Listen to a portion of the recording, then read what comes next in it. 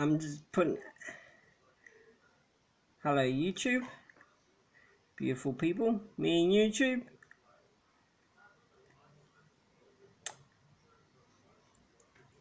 Just a little.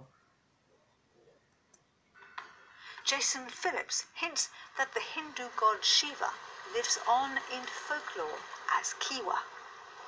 We're the offspring of those who tamed the long wavy hair of KIWA. And KIWA's the Pacific, the ocean, god of the ocean. And it said that our sea voyaging canoes were that fast as that they skimmed the top of the waves like a brush going through your hair. Jason associates the hair of KIWA to the waters of the Pacific Ocean, which is an interesting parallel to the hair of Shiva, from which flows the sacred waters of the Ganges. Having heard about Indian connections and Chinese visits, we're now wondering what else there is to this complex story of prehistorical New Zealand.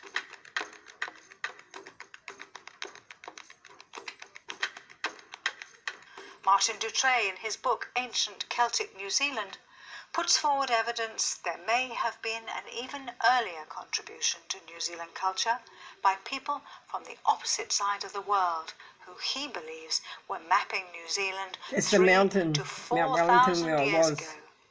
Okay, we're now at Silverdale, and in 1971 there was a great big hill here that the road used to have to wind around it. So it was decided that they would get rid of the hill and create this beautiful big intersection. But as they brought the machines in at the very crown of the hill, they found a cluster of 12 massive concretion boulders right on the top of the hill. Well, it was a real enigma because concretion boulders can only naturally form down in sea sediments, but these were at the top of a washed clay hill. So it was a real mystery at the time as to why they were there. Well, the reason that they were there is that they were part of a massive alignment system that runs right across the Auckland Isthmus. And we've traced that alignment system from Pukemore Hill in Huntly through to the Mount William Walkway. It then goes to Totara Park in Manukau. It then goes to a mound on the top of Mount Wellington. That's what I was talking about, the Holy Spirit. It then goes across North Head. He's wearing a toto. It then moves on to Okura Ridge over this way, where they built a mound, a great big trig mound on the top of the ridge. And it then comes to here, where there were the 12 concretion boulders on top of the Silverdale Hill, where they could work out the distances to any of the land features from working from this mapping alignment. And I talked to a komatua from Ngāti Kuri, and he talked about how when his people arrived in New Zealand in the year 700 AD, how they encountered another people here that they called the surveyors, because these people were so busy setting up standing stones and different types of markers across the landscape, all to do with surveying and mapping the country. Let's hear a little more about the surveyors and what they did. The ancient Patupai Arahi surveyors and astronomers, when they set up this particular solar observatory, they made it in exactly this position. They put it in exactly this position so that the sun would rise in line with the trench on Mount Wellington. And when the ancient Patupai Arahi astronomers saw that, they would know absolutely that that fixed point gave them the day of the equinox. And then, according to that, they could do their calendar count and figure out any day throughout the entire 365.25 day year, and all of the times of planting, harvesting, fish migrations, whatever. Now, the spread between the summer solstice back to the equinox here around the Auckland Isthmus is about 30 degrees. And then, of course, from the equinox back to the winter solstice is another 30 degrees. So on the horizon, we have a spread of about 60 degrees of sun movement through the year. Unfortunately, academia has had very little interest in dating these hilltop sites featuring standing stones. Yes, they hide so the we don't know lies. exactly how old they They are. hide the or truth, who I put should them say. there. Full Was it with it the lies. Celts from some post-Atlantean civilization? Atlantis Or could it have been the descendants of the famous navigator and was a good discoverer place of New before Zealand, it fell into Maui? corruption. As most school children know from the myths and legends, Maui ensnared the sun. This legend is a direct reference to Maui's knowledge of navigation and celestial observations. So what else do we know about Maui? He realized that the gods, man was greater than the gods. Navigated the Pacific, probably navigated the world. Okay, if you go back to all the Pacific Islands history, what's the history of your islands? Maui fished it up. You come to New Zealand, the North Island, the great fish of Maui. You know, the South Island was canoe. The North Island is said to resemble a stingray, with the mouth of the ray at Palliser Bay. During Maui's circumnavigation of the South Island, and upon reaching Kaikoura, he spotted the mountains of the North Island and sailed across the straits to Palliser Bay, where he was greeted by the red-haired chieftainess of Orokoroko.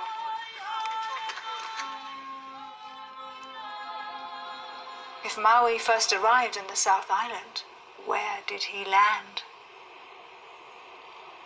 According to Waitaha and Ngāi Tahu oral history, Maui came from the Southern Ocean and landed at Bruce Bay. Well, I'm standing here now at Bruce Bay, and about 100 kilometers due east of me rises the highest mountain in South Island, known as Aoraki or Mount Cook. This mountain, on a clear day, could be seen over 200 kilometers out to sea. And any sailor or navigator using the westerly wind belt known as the Roaring Forties and looking for land would have headed straight for it. And this is exactly what the legend of Maui says. Initially, they thought Aoraki was just a mirage amongst the clouds, but before they knew it, they'd made landfall at Bruce Bay. And they came not from the Central Pacific as previously thought, but from the Southern Ocean. So who was Maui and where did he come from? The other story that I know about Maui is that he also came from Egypt. Some insight to these questions came from epigraphic researcher Barry Fell when he deciphered some ancient petroglyphs on Pitcairn Island which told of damage done to one of Maui's ships in a storm. He also deciphered petroglyphs found in a cave called Casa Pintada in the San Fernando Valley in Chile. These were written in Libyan script declaring that Maui claimed 4,000 miles of the Central and South American coastline for Egypt in 231 BC. Fell was perplexed that a Polynesian ancestral figure was claiming land for Egypt, so he conducted further research and found that Maui was a navigator who'd been commissioned to circumnavigate the world by Eratosthenes, head of the Alexandria Library in Egypt under the reign of Ptolemy III. Maui had been given 6 ships and a crew captained by Rata. It can be deduced from petroglyphs and Polynesian legend that Maui's voyage followed a route that looked something like this.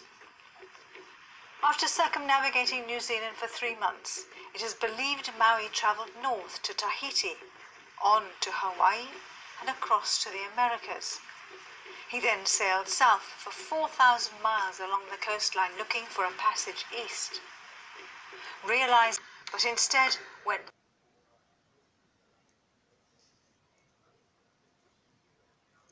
4,000 miles along the coastline looking for a passage east. Realizing that their mission to circumnavigate the world had been foiled by the impassable landmass of the Americas, they decided not to return to Egypt to face the music, but instead went back to the islands where they knew they would be welcome. At this point, they entered the realms of Polynesian legend. Bulafanaka. It seems he made quite a name for himself in Tonga, where there's a massive stone archway named after him.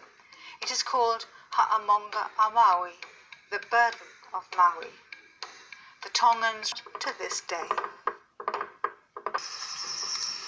Professor Hakai Tane published a paper in China on the discovery of icons which were carved in a rock shelter in the South Island, which are ancient Taoist Chinese, which go back in New Zealand 4,500 years. The main feature of it was a New Zealand famous rock carving called the Rua Taniwha. And the Taniwha, of course, is a mythological figure in Maori stories, often depicted in a dragon-like form and quite a fearsome creature. Taniwha's got my back. Rua Taniwha. No great mystery, because anthropologists today say that the people who came out of southern China 7,000 years ago are the Proto-Polynesians, the people that moved from southern China, southern Asia, up through the Pacific. Now, what Hakai Tane found when he looked at the type of carving, he could see there were features which were familiar to him as a Taoist student. So, Actually sold to Fletcher Building, which wants to put almost 500 houses on it. Now, activists, of course, as we've seen in the news, It was sacred land first and sold to them. Pania Newton, who has led the fight to save this taonga. She is with us live. Morena. Morena. Pania, tell us what's happened overnight. So overnight, there have been hundreds of kaitiaki, we would say, arrived to the whenua. Caregivers of the land. To stand in solidarity with our whānau and our marae to protect our wāhi tapu and this rare cultural heritage landscape. And this morning? This morning we can expect that there's going to be more buses arriving from Poneke and the Hokianga and Taranaki as well. But this morning I was running a little bit late because police were beginning to advance on the tent area where there are kaitiaki and families currently staying in defence of the whenua. And what are your concerns around that? My major concern at the moment is possible arrests. We've seen over the last couple of days those are likely to happen during dusk and dawn, which takes my mind back to the dawn raids. And I think of our Pasifika whānau and Māori who lived through that. My concern are with the families and the tamariki and our own whānau and our marae and the legacy that might be left for our papakainga. You got quite emotional earlier when you saw some of the pictures that we've been running. You haven't seen a lot of that because you've been caught in the middle of it. This is really personal for you, isn't it? Absolutely. This is my tūranga waiwai. And in Pākehā terms, you would describe that as the place where you feel your greatest sense of belonging and place. This is where I've grown up. This is where I envision my mokopuna and my children's placenta, their whenua will go if I have children in the future.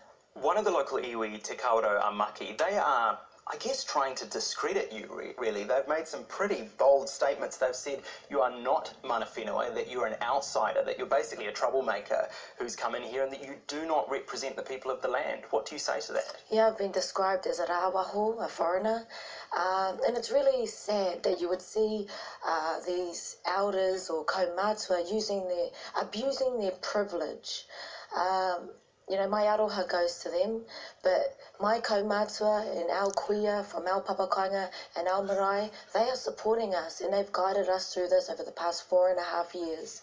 They haven't been aiding and abetting our Fletchers as other iwi may have been, but my guidance comes from my kaumatua and my kuia, who are standing on the front lines with us to defend our taonga and our wāhi tapu. So your line on this is that there are actually multiple iwi involved here. There are multiple iwi that are claiming a stake in this land. Not all of them have been involved in that consultation process. Is that right? Absolutely. There are many hapu affiliated to our marae, and none of them have been consulted about whether or not this development should go ahead. Fletcher is saying, look, this is a done deal. We've gone through the right processes. We've followed the law. Surely they've ticked all the boxes. Oh, well, we know, and history tells us, that the law is against us. We look at the Heritage Places Act, and it's discriminatory towards Māori-built heritage. They've built so many jails on Māori sites of land too. significance, you know, wāhi tapu. Yeah. And so it's almost like in the back of our minds we've known that we would inevitably come to something like this, even though we've worked Come to really hard Whenua's over land. the past 5 years to call on the government and Auckland Council to intervene and prevent a confrontation so that we don't repeat the mistakes of the past. Well, the government is running a mile from this. They say this is not our responsibility. We don't want to intervene. We don't want to go over the heads of the local iwi or that particular iwi. What is it that you actually want from the government, especially given that this is private land, this is not public or Crown land? I want the government to turn their heads and their hearts to our marae, the hub of our papakainga and our community, and they have strongly opposed over all these years against this development, who represents the many other hapu who are affiliated to this whenua. They are asking the government to intervene, prevent the confrontation, and return the whenua back to mana whenua whom the land was stolen. But the government may well say, look, well, Māori are divided on this. You know, this has basically got ugly, and we're seeing Māori pitted against Māori. Divide and How can we conquer, actually they bring use. everyone around the table and get a solution? And are you actually willing to compromise, or do you want no development and that's it? Our stance has always been to protect and preserve this whenua as a cultural heritage landscape, as wāhi tapu, and that was the intention that the Manukau City Council had in 2007. Will you reach a compromise? We Our, negotiate? our stance has always been not to compromise. Even Mātou has compromised a lot, and enough for the greater good of Auckland since 1863. We've got to go. Just quickly, this is symbolic, isn't it? This is not just about this particular piece of land, and it seems like a lot of people are waking up to our history of land confiscation. Absolutely. We look over to Hawaii, Wake up, people. and we see our All the lies. relations at defending Mauna Kea. We think about Indigenous rights, Māori rights. We think about environmental degradation and the climate crises that we are fighting. This is a fight for feminism. It's against capitalism, and it's to uphold tino rangatiratanga and to uphold Indigenous rights, because we know it's the Indigenous people who we look to save the world. All right, Pania, we really appreciate you coming all the way into our studio this morning.